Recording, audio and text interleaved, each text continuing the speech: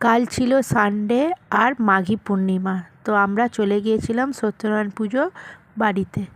আর পুজোটা ছিল আমার কাকা শ্বশুরের বাড়িতে, তো এসে এখানে ঠাকুরটা দর্শন করে নিলাম। আর পুজোর টাইম ছিল দুপুরবেলা, তো সন্ধে হয়ে গেছিলো আর কি পুজো হতে হতে। তো এখানে দেখো, আর আমাদের এখানে সাথে সাথে প্রসাদও দিয়ে দিল।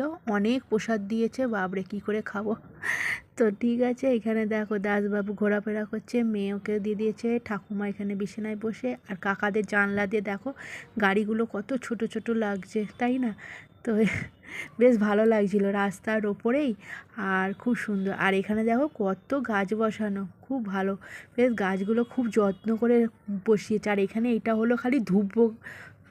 আর এই যে এখানে দাসবাবু অনেক চেনা পরিচিত সব লোকেদের সাথে। ইনি হলেন আমার বড় ননদ, তো এটা নাতি ননদের। তো এখানে সবাই আমরা সব যা হয় আর কি, অনেক দিন পর দেখা সাক্ষাৎ, তো অনেক কথা অনেক গল্প হলো আর কি হচ্ছে। তো এখানে ডিনারেও চলে এসেছি। ডিনারে অনেক কিছু ছিল, দেখতেই পাচ্ছ, নিরামিষই যেহেতু পুজো। তো এখানে ননদরাও বসেছে, আমরাও বসেছি। আর এই হলো কাকা, এনাদেরই ঘরে আমরা পুজোতে গেছিলাম। চলো বাই, গুড নাইট।